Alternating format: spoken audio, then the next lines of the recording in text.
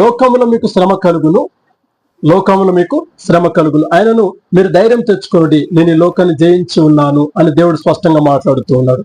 మనం చూసినట్లయితే ఆ వాక్యం ముందు భాగంలో నా యందు మీకు సమాధానం కలుగునట్లు అని దేవుడు చెప్తూ ఉన్నాడు. అంటే దేవునిలో మనకి ఎటువంటిది కావాలంటే సమాధానము కావాలి అని దేవుడు స్పష్టంగా తెలియపరుస్తున్నాడు. ఈ లోకంలో సమాధానం లేక బాధపడుతున్న వారు అనేకులు ఉన్నారండి. సమాధానం లేక బాధపడుతున్న వారు అనేకులు ఉన్నారు. కుటుంబంలో సమాధానం లేక, ఆత్మీయ జీవితంలో సమాధానం లేక, ఎటు వెళ్ళాలో తెలియక, ఏం చేయాలో తెలియక, కొందరు అడిగే ప్రశ్నలకు జీవితంలో సమాధానం లేక, ఉద్యోగాలు లేక, వ్యాపారాలు చేయలేక, బతుకును మరి సజీవంగా నడిపించలేక, జీవించలేక, అనేకమైనటువంటి ప్రశ్నలతో, సమాధానమే లేనటువంటి ప్రశ్నలతో అనేకులు జీవిస్తూ ఉన్నారు. అయితే దేవుడు అంటున్నాడు, నా యందు మీకు సమాధానం కలిగినట్టు నేను మీతో ఈ మాట చెప్తూ ఉన్నాను. ఈ లోకంలో ఎటువంటి శ్రమలు ఉన్నాయి, అనేకమైనటువంటి బాధలు ఉన్నాయి, శోధనలు ఉన్నాయి, ఇరుకులున్నాయి, ఇబ్బందులు ఉన్నాయి. కుటుంబంలో నెమ్మది లేక, భార్య భర్తల మధ్య సమాధానం లేక, తండ్రి కొడుకుల మధ్య సమాధానం లేక, ఈ లోకంలో అనేకమైనటువంటి శ్రమలు అనుభవిస్తున్నవారు, శోధనలు, అపాధి పెట్టే శోధనల ద్వారా అనేకులు శ్రమలు అనుభవిస్తూ ఉన్నారండి.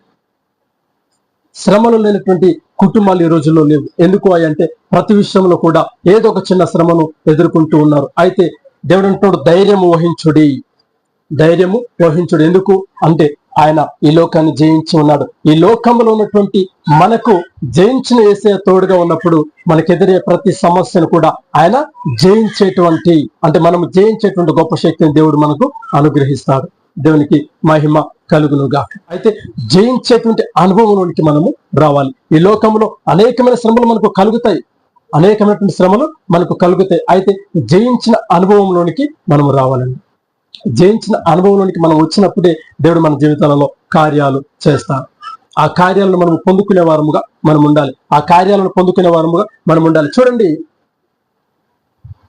బైబిల్ లేఖనాలు మనం చూసినప్పుడు యోబు గారు దేవుని ద్వారా గొప్ప సాక్ష్యాన్ని పొందుకున్నాడు. యేసుక్రీస్తు ప్రభు ద్వారా గొప్ప సాక్ష్యాన్ని యోబు పొందుకున్నాడు. ఒక అపవాది ద్వారా తనకున్నటువంటి సమస్తాన్ని మరలేమయ్యాడు, కోల్పోయాడు. దేవుని ద్వారా ఆశీర్వాదాన్ని పొందుకున్నాడు. గొప్ప సాక్షిగా, ఆ గొప్ప వ్యక్తిగా మరి యోబు గారు నిలబడ్డాడు. కానీ అపవాదికి అవకాశం ఇచ్చినప్పుడు యోబు తనకున్న సమస్తాన్ని కోల్పోయాడు. అయితే తన సమస్తాన్ని కోల్పోయాడు, కానీ తనలో ఉన్న విశ్వాసాన్ని, తనలో ఉన్న ధైర్యాన్ని ఆయన కోల్పోలేదు. హల్లెలూయా. ఏంటంట, తన సమస్తాన్ని కోల్పోయాడు, తన ఆస్తులను కోల్పోయాడు, తన కుమారులను కోల్పోయాడు, తన కలిగిన యావత్ ఆస్తిని కోల్పోయాడు, కానీ తనలో ఉన్న ధైర్యాన్ని కోల్పోలేదు, తనలో ఉన్న విశ్వాసాన్ని కోల్పోలేదు. తన ధైర్యాన్ని అలాగునే ఉంచుకున్నాడు. పోరాడాడు, సమస్యలతో పోరాడాడు. స్నేహితులు వచ్చి దూషించారు. ఆయన అన్నాడు, లోకంలో నుండి శ్రమ కలుగుతుంది. అయితే లోకంలో మనుషులు ఏం చేశారంట, యోబును వచ్చి దూషించడం మొదలు పెట్టారంట. ఏముందయ్యా, ఇంకా దేవుడు అంటున్నావే, ఏముంది నీకు, నీకున్న సమస్తాన్ని కోల్పోయావు కదా, నీకున్నదంతా తీసివేశాడు కదా దేవుడు, ఏముంది నీకు అని అంటూ ఉన్నాడు. అంటే లోకం ద్వారా శ్రమ కలుగుతుంది, అలాగే కుటుంబం నుంచి కూడా శ్రమ ఎదురవుతుందండి. తన భార్య వచ్చి, నీ ఊపిరి నాకు అసహ్యంగా ఉంది, ఇంకా దేవుడు అంటూ ఉన్నావు కదా,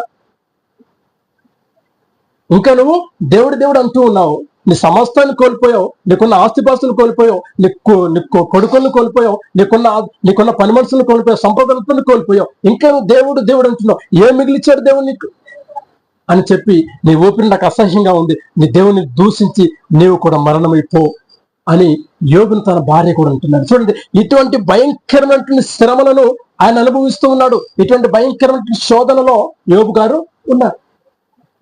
అటువంటి శ్రమలు, సమస్యలు ఎదురైనా కూడా తన విశ్వాసాన్ని ఆయన కోల్పోలేదు, తన నమ్మకాన్ని కోల్పోలేదు, తన ధైర్యాన్ని కోల్పోలేదు. దేవుని తనకున్నటువంటి ఆ ధైర్యాన్ని అలాగున నిలిపాడు, తన విశ్వాసాన్ని అలాగున నిలుపుకున్నాడు. దేవునికి మహిమ కలుగునుగా. ఎన్ని శ్రమలు ఎదురొచ్చినా కూడా తన కలిగినటువంటి ఆ విశ్వాసాన్ని, ధైర్యాన్ని కోల్పోలేదు.